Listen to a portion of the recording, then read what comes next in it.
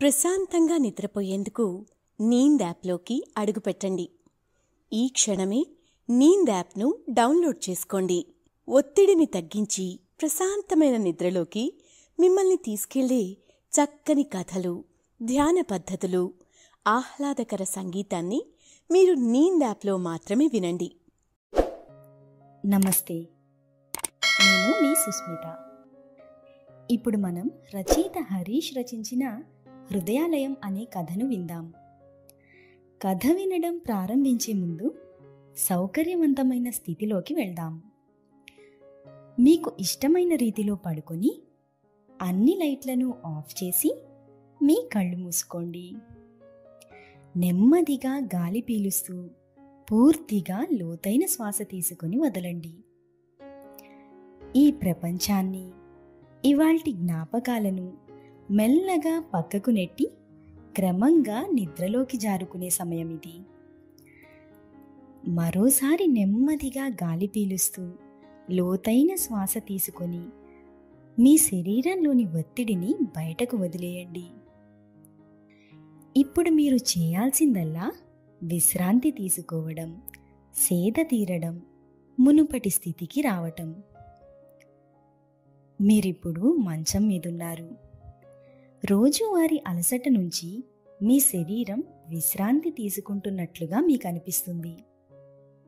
కాళ్ల నుంచి మొదలుపెట్టి మీ అవయవాల్లోని ఒత్తిడిని ఒక్కొక్కటిగా బయటకు పంపించేయండి. మీకోసం అవన్నీ రోజంతా చాలా కష్టపడ్డాయి కాబట్టి వాటికి విశ్రాంతి తీసుకునే అర్హత ఉంది. ముందుగా మీ పాదాల్లో మొదలైన విశ్రాంత అనుభూతి క్రమంగా మీ మోకాలి క్రింది భాగానికి చేరుతుంది. అక్కడి నుంచి మోకాళ్లలోకి ప్రవేశిస్తుంది. ఇప్పుడు మీ కాలి ఎగువ భాగాన్ని విశ్రాంతి తీసుకోనివ్వండి. ఈ విశ్రాంత అనుభూతి క్రమంగా మీ పొత్తి కడుపు నుంచి వెన్నెముక మీదుగా ఎగువ వీపు వరకు వచ్చి తరువాత ఛాతీలోకి ప్రవహిస్తున్నట్లుగా గుర్తించండి. అక్కడి నుంచి మీ భుజాల్లోకి, తరువాత చేతుల్లోకి, చివరిగా వేలి కొనల వరకు వెళ్తున్నట్లుగా అనుభూతి చెందండి. ఆపై మీ మెడ, తల, ముఖం వరకు ఆ అనుభూతి ప్రవహిస్తుంది. ఇప్పుడు మీ శరీరం మొత్తం ప్రశాంతంగా, రిలాక్స్డ్గా నిద్రకు సిద్ధంగా ఉంది. త్వరలో మీరు చక్కని నిద్రలోకి జారుకుంటారు. డ్రీమ్ ల్యాండ్లో ప్రశాంతంగా ప్రయాణిస్తారు. ఈ ప్రయాణం ఉదయం వరకు కొనసాగుతూ ఉంటుంది. కాబట్టి మీరు కథను వింటున్నప్పుడు మీ శ్వాసను కూడా అనుసరించండి. అద్భుతమైన నిద్రానుభవం కోసం మీ శరీరం మొత్తానికి విశ్రాంతినిస్తూ స్థిరంగా ఉండండి. ఇప్పుడిక కథలోకి వెళ్దామా? పరిసరాలను అంటుకున్న చీకటి మెల్లగా కరిగిపోతోంది. రాత్రంతా వెలిగిపోయిన చంద్రుడు ఏదో మబ్బు మింగేసినట్టు మాయమైపోయాడు. తూర్పు వాకిలి తీసి సూర్యుడు తొంగి చూస్తున్నాడు. మున్సిపల్ పార్కులో చెట్లు రాత్రంతా వెన్నెల తాగి ఇక ఎండ ప్రతాపాన్ని ఎదుర్కోవడానికి సిద్ధమన్నట్లు ఊగుతున్నాయి. ఆ కాలనీలో కొందరు పార్కులో వాకింగ్ చేస్తుంటే ముఖ్యమైన వస్తువు పడిపోతే వెతుకుతున్నట్లుగా ఉంది. ఓ 2 రౌండ్లు తిరిగిన కృష్ణయ్య, కాశీ విశ్వనాథం ఏదో ముఖ్యమైన విషయం చర్చించాలన్నట్లు వచ్చి ఓ బెంచీ మీద కూలబడ్డారు. ప్రతి వేసవిలో క్రమం తప్పకుండా వచ్చే ఎండల్లాగా రోజు వాకింగ్కి వచ్చే రామారావు 2 రోజుల నుంచి వాకింగ్కి రాలేదు. ఏం జరుగుంటుందో అని ఇద్దరూ కూర్చొని గుసగుసలాడుకుంటున్నారు. ఏం జరిగినా నవ్వి ఊరుకునే రామారావు గురించి, గుడ్ మార్నింగ్ మాత్రమే చెప్పి పని చేసుకుని వెళ్ళిపోయే రామారావు గురించి ఓ నిర్ణయానికి రాలేకపోతున్నారు. ఫోన్ చేసి ఈ విషయం అడిగితే బాగోదు, ఇంటికెళ్ళి చూస్తే మరీ విడ్డూరంగా ఉంటుంది. కానీ రామారావు ఎందుకు వాకింగ్కి రావడం లేదనే ప్రశ్న వాళ్ళని కుదురుగా ఉండనివ్వడం లేదు. రోజు 8 గంటలకే ఆఫీసుకు బయలుదేరే రామారావు ఈరోజు 7 పడక దిగలేదు. తిరుమల గుండుతో మంచంపై విష్ణుమూర్తిలా పడుకునున్నాడు. ఆయనకి ప్రతిరోజులానే ఈరోజు కూడా భార్య తులసి కాళ్ళు మొక్కగానే మెలకు వచ్చింది. మామూలుగా అయితే అప్పుడే లేచి పేపర్ చదివి పార్కుకి వెళ్ళి వాకింగ్ చేసేవాడు. కానీ 2 రోజుల తిరుమల యాత్రతో శరీరం బాగా అలసిపోయి పడుకున్నాడు. ఏవండి, ఆఫీస్కి టైం అవుతోంది, ఇక లేవండి అని పూజ గదిలో నుంచి భార్య అరిచింది. రామారావు కళ్ళు తెరిచి గడియారం చూశాడు. దాదాపు 7 కావస్తోంది. అమ్మో, గంటలో రెడీ అయ్యి బయలుదేరాలి అనుకుంటూ మంచం దిగాడు. ఇంటి మిద్దెపై పడుకున్న కొడుకులిద్దరూ ఇంకా నిద్రలేవలేదు. రామారావు బద్ధకంగా వచ్చి హాల్లో కూర్చొని పేపర్ అందుకున్నాడు. ఏమే, ఓ కప్పు టీ ఇవ్వు అని అరిచాడు. సమాధానం లేకపోయేసరికి మళ్ళీ పేపర్లో మునిగిపోయాడు. టమోటా రైతులకు మహర్దశ, 100 దాటిన కేజీ టమోటాల ధర అని హెడ్డింగు చూసి నవ్వుకున్నాడు. చక్కెర కోసం బయట దుకాణానికి వెళ్ళిన భార్య తనలో తాను మాట్లాడుకుంటూ వస్తోంది.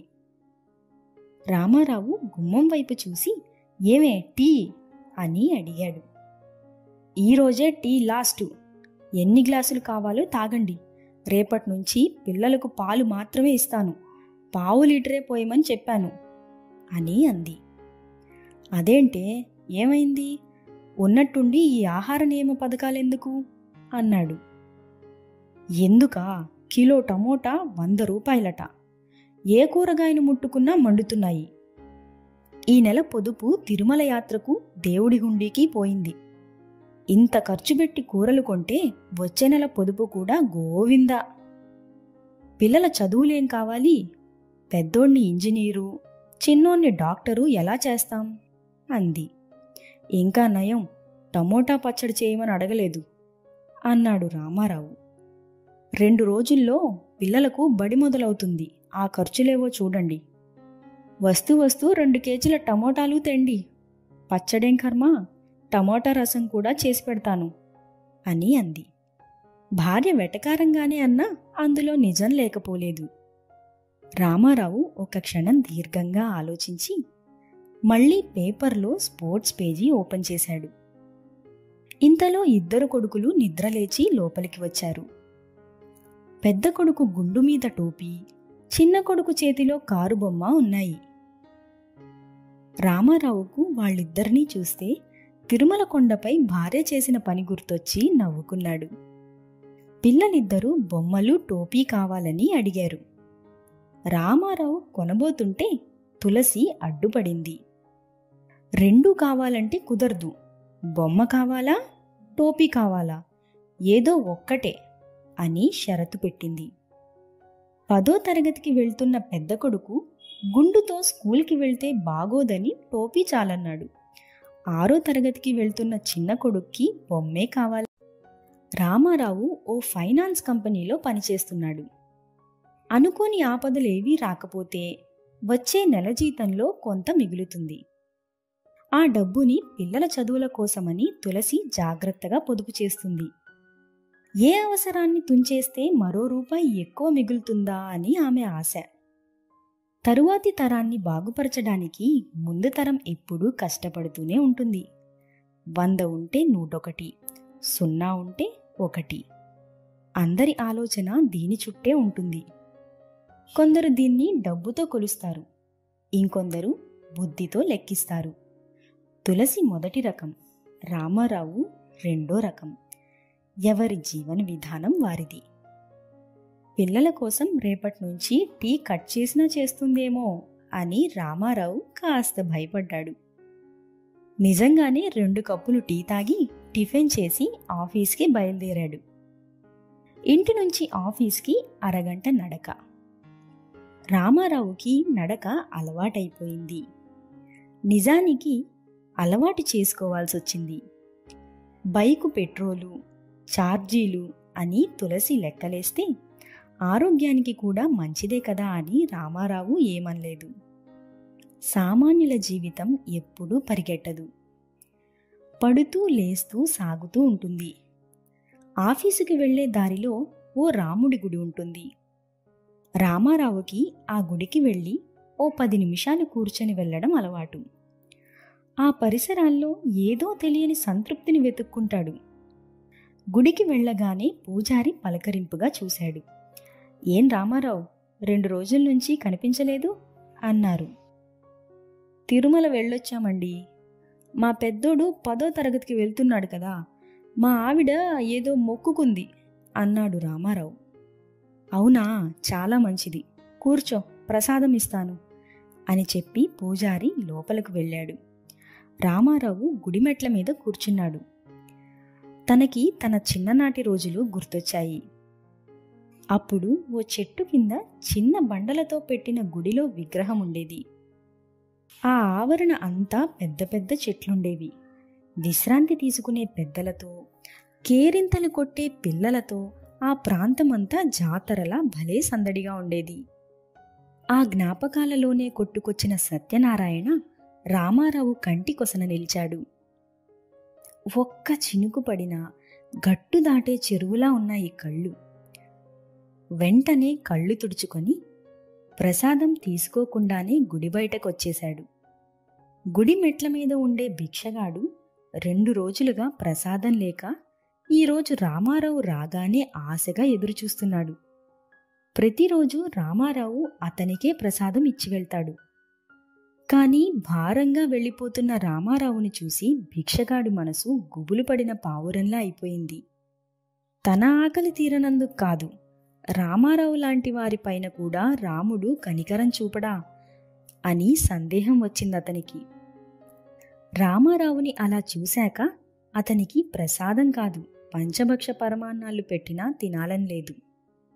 ఎప్పుడు గుడిమెట్ల మీదనే ఉన్నా రాముడెప్పుడూ సాయం చేయలేదతనికి. రామారావే చేశాడు మరి. ఏటేటా హంగులద్దుకుంటున్న గుడిని దాటుకొని నానాటికి శిథిలమవుతున్న వాడ మధ్యగా రామారావు ఆఫీసుకి చేరాడు. రామారావుకి ఉద్యోగంలో వచ్చే జీతం సరిపోకపోయినా సంతృప్తికి మాత్రం కొదవలేదు. విధులకు విరుద్ధమే అయినా ఫైనాన్స్ ఉచ్చుల్లో పడకుండా చాలామంది అమాయక తల్లిదండ్రులను కాపాడాడు. డిగ్రీలు చదివే కొడుకుల పోరు తట్టుకోలేక ఫైనాన్స్ కోసం వచ్చిన చాలామంది తల్లిదండ్రులకు పరిస్థితులను వివరించి వెనక్కి పంపేశాడు. డబ్బున్నోళ్ల దగ్గర కష్టాలకు చోటుండదు, అందుకే పేదోళ్ల పంచన చేరుతుంది. అప్పుడప్పుడు రామారావు లాంటి వాళ్ళు అడ్డుపడుతుంటారు. ఆఫీస్కి ఇంకా ఎవరూ వచ్చినట్టు లేరు. ఆఫీస్ బాయ్ టేబుళ్ల మీద దుమ్ము దులుపుతున్నాడు. రామారావుని చూడగానే "నమస్తే సార్, మీ టేబులే ముందు తుడిచాను, కూర్చోండి, క్లీన్ అండ్ గ్రీన్" అన్నాడు హుషారుగా. రామారావు వెళ్ళి తన సీట్లో కూర్చున్నాడు. ముందున్న ఫైల్స్ని ఓపెన్ చేశాడు. ఇంతలో తనతో పాటు పనిచేసే విశ్వనాథం వచ్చి పక్కన కూర్చున్నాడు. "ఏమిటోయ్ తిరుమల కబుర్లు" అన్నాడు రామారావు చెవి దగ్గరకొచ్చి. రామారావు అతని వంక చూసి నవ్వి ఊరుకున్నాడు. అలవాటైన పనే కదా అనుకుంటూ విశ్వనాథం మరింత దగ్గరగా వచ్చాడు. "నువ్వు ఫైనాన్స్ తీసుకోకుండా క్లయింట్స్ని పంపించేస్తున్నావని మేనేజర్ చెవిన పడింది. జాగ్రత్త, ఉద్యోగం ఊడిపోగలదు" అన్నాడు. రామారావు విశ్వనాథం వైపు చూశాడు. "డబ్బు అవసరాలను తీర్చుకోవడానికి విశ్వం, కష్టాలు కొనుక్కోవడానికి కాదు" అన్నాడు. "అదే, ఆ కష్టాలు నీకొచ్చేట్లున్నాయి, జాగ్రత్త" అన్నాడు విశ్వనాథం. రామారావు నవ్వి ఊరుకొని పనిలో మునిగిపోయాడు. రామారావు ఫోన్ రింగ్ అవ్వడంతో అప్పుడే 5 అయిపోయిందా అనుకున్నాడు. పిల్లల బ్యాగులు గుర్తు చేయడానికే భార్య ఫోన్ చేసి ఉంటుందనుకుంటూ లిఫ్ట్ చేశాడు. "ఏమండి, పిల్లలకు ఏమీ కొనకండి, ఇంటికొచ్చేయండి, రేపు కొందురు" అంది. "ఏంటే, ఏమైంది? ఎల్లుండి ఆఫర్లున్నాయని ఎవరైనా చెప్పారా?" అన్నాడు రామారావు. "ఆఫర్లు కాదు, ఆవకాయ కాదు, ముందు చెప్పింది వచ్చేయండి" అని ఫోన్ పెట్టేసింది. రామారావుకు ఏం జరుగుతుందో అర్థం కాలేదు. బ్యాగ్ సర్దుకొని ఆఫీస్ నుంచి బయటకు వచ్చాడు. అలవాటు ప్రకారమే పక్కనే ఉన్న మానసిక వికలాంగుల కేంద్రం హృదయాలయ దగ్గరకు వెళ్ళాడు. హృదయాలయ తన చిన్ననాటి నుంచి ఉంది. ఆవరణం విశాలంగా ఉంటుంది. కొత్తగా భవనాలు కట్టినా మధ్యలోని పెద్ద వేప చెట్టును తొలగించలేదు. మానసిక వికలాంగులకు ప్రకృతే ప్రాణం అనుకున్నారో ఏమో, ఇప్పటికీ చెట్టు అలానే ఉంది. చెట్టు కింద చిన్న అరుగు ఉంటుంది. ఆ అరుగు మీద మొదట రామారావును తీసుకొచ్చి కూర్చోబెట్టింది సత్యనారాయణే. రామారావు 10వ తరగతి చదువుతున్నప్పుడు సత్యనారాయణ డిగ్రీ చదువుతున్నాడు. రామారావుకు సత్యనారాయణ ఎదిగిన చెట్టులా, నిండిన చెరువులా, ప్రశాంతంగా పారుతున్న నదిలా కనిపించేవాడు. గుడి ఆవరణలో అందరూ ఆడుకుంటూ విశ్రాంతి తీసుకుంటూ ఉంటే సత్యనారాయణ మాత్రం చదువుకుంటూ కనిపించేవాడు. మానసిక వికలాంగుల కేంద్రం వద్ద కూర్చొని ఆలోచిస్తూ ఉండేవాడు. ఏదో తెలియని బంధం రామారావు సత్యనారాయణని స్నేహితులను చేసింది. చిన్నప్పుడే ఓసారి సత్యనారాయణని రామారావు అడిగాడు, "ఈ పిచ్చోళ్ల దగ్గరికి ఎందుకు వస్తావు?" అని. అప్పుడు సత్యనారాయణ చెప్పిన సమాధానం రామారావుకి ఇంకా గుర్తుంది. నవ్వడానికి కారణాలు వెతుక్కునే పిచ్చోళ్ళు బయట ఉన్నారు రామారావు, వీళ్ళని చూడు, అందరూ నవ్వుతుంటే నవ్వుల పూదోటలా లేదు, మనసుకి ఎంత హాయిగా ఉంటుంది అని చెప్పాడు. పూర్తిగా అర్థం కాకపోయినా సత్యనారాయణ పక్కనే కూర్చొని ఇప్పటికీ దాదాపు 25 ఏళ్లు గడిచాయి. ఇంకా అరుగు దిగలేదు. ఆ నవ్వుల పూదోట వాడిపోలేదు. ముఖాలు మారుతున్నాయి, నవ్వులు మాత్రం శాశ్వతం. తను చేయగలిగినంతలో వారానికొకసారి పండుకొని తీసుకొస్తుంటాడు. అలవాటు దృశ్యాలలో ఏదో మాయమైనట్లు 2 రోజులుగా పిల్లలు ఆగి ఆగి నవ్వుతుండడం అక్కడి వార్డెన్ గమనించాడు. కారణం అతనికి తెలియకపోయింది కాదు. ఆకాశంలో కనిపించే సూర్యుడున్నాడు, చెట్టు కింద రామారావు లేడు. ఈరోజు గుండులో రామారావు ప్రత్యక్షమయ్యేసరికి నవ్వుల పూదోట విరబూసింది. టోపీ బొమ్మ కొనకుండా మిగిల్చిన డబ్బుతో కొన్న లడ్డూను వార్డెన్ చేతిలో పెట్టి ఇంటికి బయలుదేరాడు.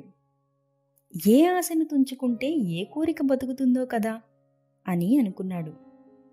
రామారావు ఇంటికి చేరుకునేసరికి సాయంత్రం దాదాపు 7 కావస్తోంది. భార్య రేపటి పూజ కోసం పూలల్లుతోంది.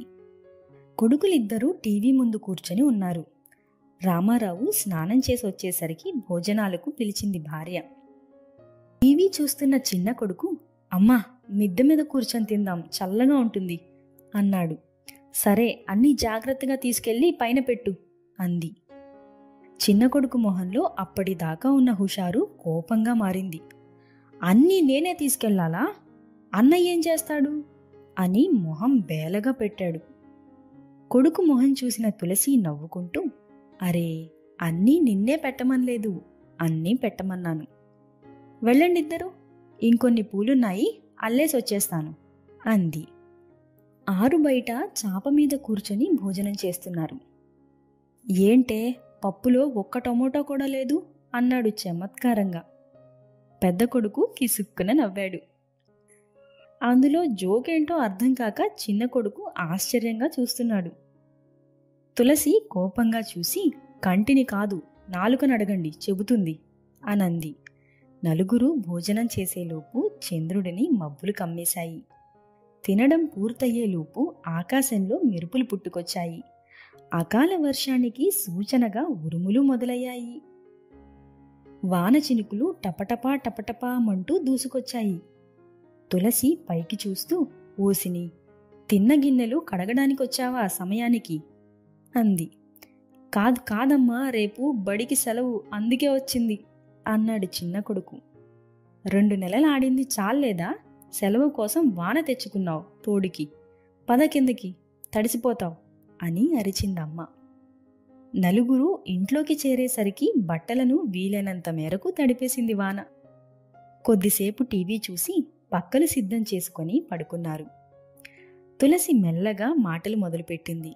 "ఏమండి, ఓ మాట చెప్తాను, కోప్పడరు కదా" అని అంది. "పర్లేదు చెప్పు" అన్నాడు రామారావు. "ఏం లేదండి, పెద్దబ్బాయిని వేరే స్కూల్లో జాయిన్ చేద్దామండి. అక్కడ ఇంజనీరింగ్ ఎంట్రన్స్కి ఇప్పటినుంచే కోచింగ్ ఇస్తారట. అబ్బాయికి మంచి కాలేజీలో ఫ్రీ సీట్ వస్తే అంతకంటే ఏం కావాలి చెప్పండి. రామారావు ఓ క్షణం ఆలోచించి, ఆ స్కూల్లో చదివిన అందరికీ ఫ్రీ సీట్లు వచ్చాయా అన్నాడు. నాకేం తెలుసండి అంది తులసి. పోనీ మన అబ్బాయి ఇప్పుడు చదువుతున్న బడిలో ఎవరికీ మంచి సీట్ రాలేదా అన్నాడు. కొంతమందికి వచ్చినట్లే ఉన్నాయి అనంది తులసి. చదువు కొంటే కాదే, చదువుకుంటే వస్తాయి ఫ్రీ సీట్లు. అబ్బాయి మీద నాకా నమ్మకం ఉంది, ఇక పడుకో అన్నాడు. మీ సంగతి ఇప్పుడు కాదు, ఫ్రీ సీట్ రాక డొనేషన్కి డబ్బులు సరిపోని రోజు చెప్తాను అని అనుకుంటూ అటు తిరిగి పడుకుంది తులసి. హాల్లో పడుకుని ఉన్న పెద్ద కొడుకు నిద్రపోలేదు. ఈ మాటలన్నీ విన్నాడు. తనెప్పుడూ ఫస్ట్ ర్యాంక్ తెచ్చుకోలేదు, నాన్నెప్పుడు ఆటలు చాలు చదువుకో అని కూడా చెప్పలేదు. ఆడుకుంటున్నప్పుడు, చదువుకుంటున్నప్పుడు, తింటున్నప్పుడు తనను గమనిస్తున్నట్లు మాత్రం అనిపించేది. అమ్మ దేవుడికి మొక్కుకొని కూడా భయపడుతుంది. నాన్న నా మీద నమ్మకంతో ధైర్యంగా ఉన్నాడు అనుకున్నాడు. నాన్న నమ్మకమే గెలిచినా అమ్మ ఖచ్చితంగా మళ్ళీ తిరుపతి తీసుకెళ్తుంది. కానీ కష్టపడి చదవాలి. తమ్ముడిని డాక్టర్ చేసేందుకు కూడా అమ్మా నాన్న ఇలా మాట్లాడుకోకూడదు అనుకున్నాడు. రామారావు జీవితం కాలంలో కలిసిపోయి సాగిపోతోంది. ఇల్లు, గుడి, ఆఫీసు, హృదయాలయం, ఇల్లు అంతే. ప్రతి చోట మనసు నిండుతోంది. ఓ రోజు వెళ్ళిపోతోంది, మరో రోజు వస్తోంది, అది వెళ్ళిపోతోంది. అలానే రామారావు కూడా అలలు లేని నదిలా సాగిపోతున్నాడు.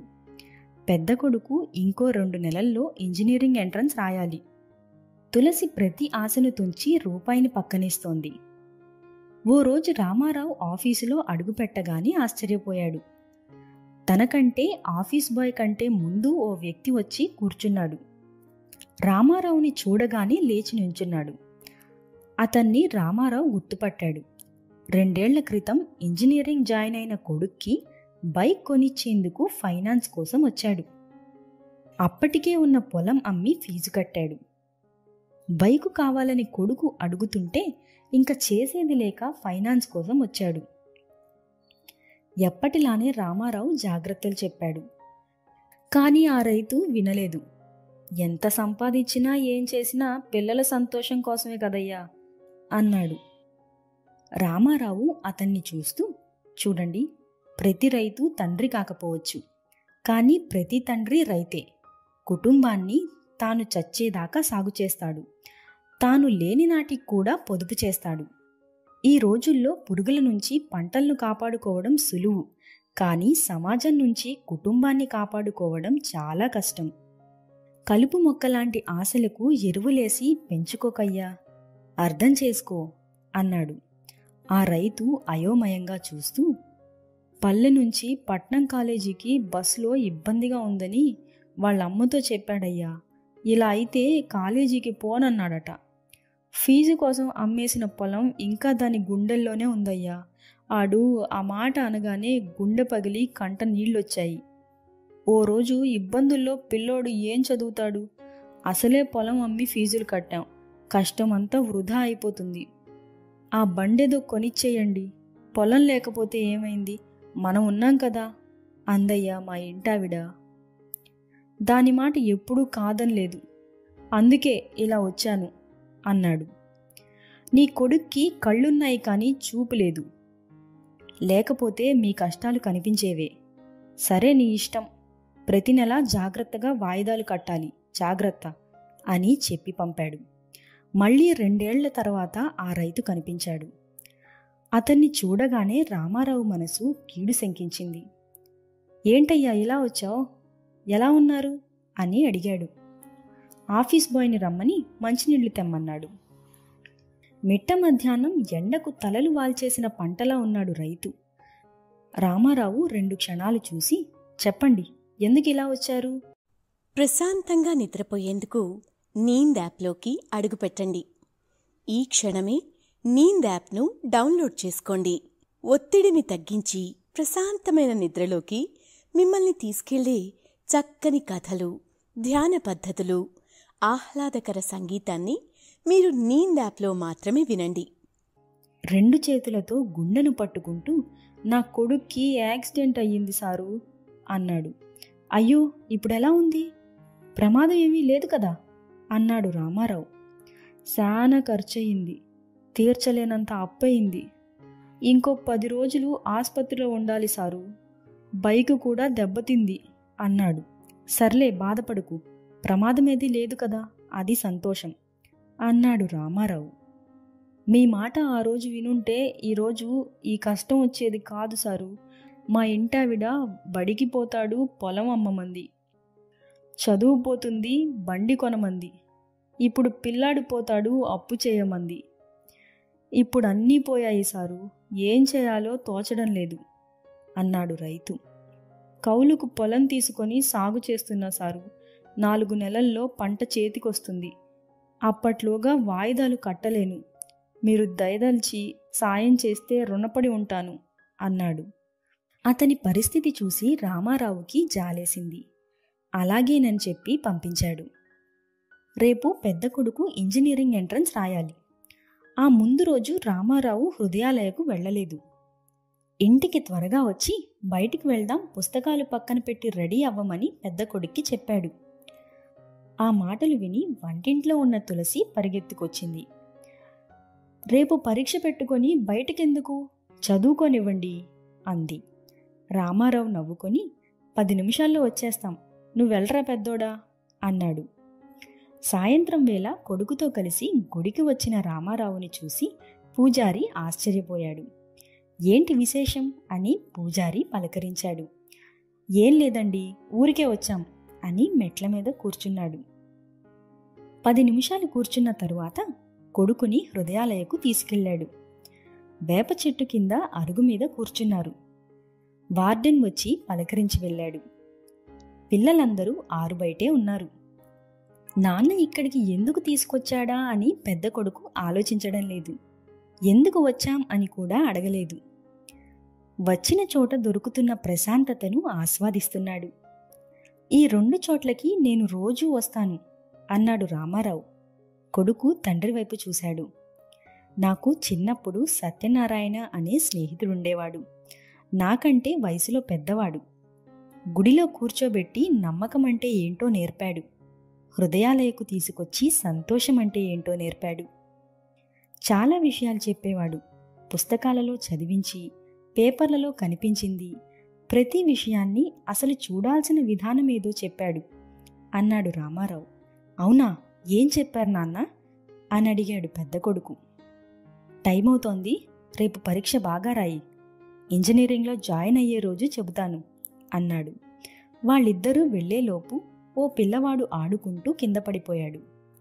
లేపుదామని రామారావు పెద్ద కొడుకు వెళ్లేసరికి కింద పడిన పిల్లవాడు గట్టిగా నవ్వుతున్నాడు. 2 అడుగులు ముందుకేసి పెద్ద కొడుకు ఆగిపోయాడు. ఆ పిల్లవాడు మాత్రం ఆగి ఆగి కురుస్తున్న వానజల్లులా నవ్వుతున్నాడు. లేచి నిల్చొని మళ్లీ పడుతున్నాడు. నవ్వుతూనే ఉన్నాడు. ఒకరు నవ్వుతుంటే ఏడ్చేది సమాజం. కానీ ఈ హృదయాలయాలో అలా కాదు. నవ్వుతుంటే నవ్వుతారు. రామారావు పెద్ద కొడుకు కూడా నవ్వుకుంటూ వచ్చేశాడు. ఉదయం 10 గంటలకు పరీక్ష. తులసి పెద్ద కొడుకుని దేవుడికి మొక్కుకొని ఉపవాసం ఉండమంది. తాను ఉంటానంది. రామారావు ఒప్పుకోలేదు. అవసరమైతే రోజంతా నువ్వు తిండి మానే, పరీక్ష రాయడానికి శక్తి కావాలి, వాడికి ఇష్టమైనది చేసిపెట్టు అన్నాడు. అది కాదండి, దైవానుగ్రహం ఉంటే అంది. కావాల్సింది అనుగ్రహం కాదు, ఆలోచన. పెద్దోడా, ఏం కావాలి అన్నాడు రామారావు. గుడిలో పెడతారు కదా నాన్న, అలాంటి పులిహోర కావాలి అన్నాడు. తులసి అయోమయంగా చూసి లోపలికి వెళ్ళింది. ఆ రోజు కూడా ఉపవాసం ఉంటే డొనేషన్కి దాచిన డబ్బులు మిగులుతాయని ఆమె ఆలోచన. గుడికి వెళ్లే సమయం లేకపోవడంతో ఓ బాక్సులో పులిహోర పెట్టమని రామారావు భార్యకి చెప్పాడు. బాక్స్ ఎందుకు? ఇష్టమైనవి ఎక్కువగా తింటే మార్కులు వస్తాయని ఎవరైనా చెప్పారా ఏంటి? అదేదో ముందే చెప్పుంటే రోజు పులిహోరనే చేద్దును కదా, డబ్బు పొదుపు చేయడానికి ఇన్ని బాధలుండేవి కాదు అంది మూతి తిప్పుకుంటూ. సంతోషించాం గాని ముందు బాక్స్ పెట్టు అన్నాడు రామారావు. బాక్స్ అందుకొని కొడుకుని తీసుకొని గుడివైపు బయలుదేరాడు. గుడి మెట్ల మీద భిక్షగాడిని చూపించి కొడుకుని ఇచ్చేసి రమ్మన్నాడు. అతను వెళ్ళి బాక్స్ ఇవ్వగానే భిక్షగాడు ఆశ్చర్యపోయాడు. వెనకనే ఉన్న రామారావుని దేవుడిలా చూశాడు. పిల్లవాడి చేతిలో ప్యాడ్, హాల్ టికెట్ చూసి పరీక్షేమో అనుకున్నాడు భిక్షగాడు. తన చిల్లర డబ్బులంతా పోగేసి ఓ పెన్ను కొన్నాడు. రామారావు దగ్గరకు వెళ్ళి పెన్ను ఇచ్చాడు. రామారావు నవ్వుకుంటూ, నీ చేతులతోనే ఇవ్వు అన్నాడు. భిక్షగాడికి ఆశ్చర్యంగా ఉంది. ఎప్పుడూ రామారావు నవ్వే గాని మాట విన్నది లేదు. భిక్షగాడు పిల్లాడి చేతిలో పెన్ను పెట్టాడు. గుడివైపు తిరిగి దండం పెట్టుకున్నాడు. రామారావుకి దండం పెట్టాడు. వెళ్ళి గుడిమెట్ల మీద కూర్చున్నాడు. ఇంజనీరింగ్ ఎంట్రన్స్ రిజల్ట్స్ వచ్చాయి. రామారావు పెద్ద కొడుక్కి మంచి ర్యాంక్ వచ్చింది. కోరుకున్న చోట ఫ్రీ సీటు వస్తుంది. ఈ విషయం తెలిసిన తులసి ఆనందం అంతా ఇంతా కాదు, వీధంతా చెప్పింది. పూజ గదిలో గంట కూర్చుంది. పెద్ద కొడుకుని ముద్దులతో ముంచేసింది. అన్నని చూసి నేర్చుకో అని చిన్నవాడికి చివాట్లు పెట్టింది. ఈరోజు నీకు పులిహార కాదురా, బిర్యానీ చేసి పెడతాను అంది. ఆ మాటికి చిన్నోడు ఎగిరి గంతేశాడు. రామారావు బెడ్రూంలోని బీరువాలో దాచిన డబ్బుని బయటకు తీశాడు. ఓ బ్యాగ్లో సర్దుకొని బయటకు వచ్చాడు. పెద్ద కొడుకుని తనతో పాటు రమ్మన్నాడు. భార్యతో, నువ్వు బిర్యానీ చేసేలోగా వచ్చేస్తాం అన్నాడు. ఎక్కడికి వెళ్తున్నారో తులసికి అర్థం కాలేదు. ఆమె సంతోషంలో బ్యాగ్ ఏంటి అని అడగడం కూడా మర్చిపోయింది. ఆటోలో 7 కిలోమీటర్ల దూరం ఉన్న గ్రామానికి బయలుదేరారు. తండ్రి తనకు సత్యనారాయణని పరిచయం చేస్తారేమో అని పెద్ద కొడుకు అనుకున్నాడు. గ్రామం సమీపిస్తోందనగా ఓ బైకు ఆటోని దాటుకుని వేగంగా దూసుకెళ్ళింది. Auto driver హడలిపోయాడు. పొరపాటున బైకు తగిలుంటే పెద్ద ప్రమాదమే జరిగేది. చివరికి ఆటో ఓ ఇంటి ముందు ఆగింది. బయట ఓ మహిళ వంట చేస్తోంది. రామారావు అతని కొడుకుని చూసి ఎవరు అంది. ఇంతలో రైతు ఇంటి నుంచి బయటికొచ్చాడు. రామారావుని గుర్తుపట్టి లోపలికి తీసుకువెళ్లి కూర్చోబెట్టాడు. ఓ మూలన రైతు కొడుకు ఫోన్ పట్టుకొని కూర్చున్నాడు. చెప్పండి సారు, ఇలా వచ్చారు అన్నాడు. ఏం లేదండి, మీ బైకుని సీజ్ చేస్తున్నాం అన్నాడు రామారావు. ఫోన్ పట్టుకొని కూర్చున్న రైతు కొడుకు గుండెల్లో రాయి పడ్డట్టయింది. తండ్రి వైపు అయోమయంగా చూశాడు. రైతు రామారావుని ఇంకో 2 నెలల గడువు ఇవ్వమని అడిగాడు. కుదరదండి, ఇప్పటికే ఆలస్యమైంది అని చెప్పి బైక్ పేపర్లు, తాళం తీసుకొని బయటకొచ్చాడు. రైతును ఆఫీస్కి వచ్చి కలవమన్నాడు. బైక్ స్టార్ట్ చేసి కొడుకుని ఎక్కమన్నాడు. ఇద్దరూ ఇంటికి చేరుకున్నారు. బైక్ దిగిన వెంటనే పెద్ద కొడుకు ఆ బైక్ని గుర్తుపట్టాడు. ఆటోని రాసుకుని వెళ్లిన బైక్ అదే. బండి వెనకాల బ్యాడ్ బాయ్ అని రాసుంది. నాన్నా, ఈ బైక్ అన్నాడు. అవును తెలుసు అన్నాడు రామారావు. తరువాత రోజు ఆఫీస్కి వచ్చిన రైతుని రామారావు గుడి దగ్గర వెయిట్ చేయమని చెప్పాడు. ఇంటికి వచ్చి కొడుకుని బ్యాగ్ను తీసుకొని గుడి దగ్గరకు వెళ్ళాడు. రైతుని కలిసి మెట్ల మీద కూర్చోబెట్టాడు. మీ బైక్ని రీఫైనాన్స్ చేశాను. ఇది మిగిలిన డబ్బు. ఇది నా కొడుకు సీటు కోసమని దాచిన డబ్బు. ఎంతొస్తే అంత పొలం కొనుక్కోండి అన్నాడు రామారావు. రైతు అమాంతం రామారావు కాళ్ల మీద పడిపోయాడు. అయ్యో వద్దండి, మీరు కాళ్ల మీద నిలబడ్డం నాకు సంతోషం, ఇలా చేయకండి అన్నాడు. రేపటి నుంచి కొడుకు అవసరాలు తీర్చండి, విలాసాలను కాదు అని చెప్పాడు. సారు, ఈ డబ్బు మళ్ళీ అన్నాడు రైతు. నా దగ్గర లేనప్పుడు కూడా అడగను, మీ దగ్గర ఉన్నప్పుడే ఇవ్వండి అని చెప్పాడు రామారావు. కొడుకుతో వెళ్దామా అన్నాడు రామారావు. నాన్న, సత్యనారాయణ గారి గురించి చెప్తా అన్నావు అని అడిగాడు. ప్రస్తుతానికి నేనే సత్యనారాయణ. అక్కడ వెళ్తున్న రైతు రామారావు. రేపు నువ్వు కూడా సత్యనారాయణ కావాలి. ప్రశాంతంగా నిద్రపోయేందుకు నీంద్ యాప్లోకి అడుగుపెట్టండి. ఈ క్షణమే నీంద్ యాప్ను డౌన్లోడ్ చేసుకోండి. ఒత్తిడిని తగ్గించి ప్రశాంతమైన నిద్రలోకి మిమ్మల్ని తీసుకెళ్లే చక్కని కథలు, ధ్యాన పద్ధతులు, ఆహ్లాదకర సంగీతాన్ని మీరు నీంద్ యాప్లో మాత్రమే వినండి.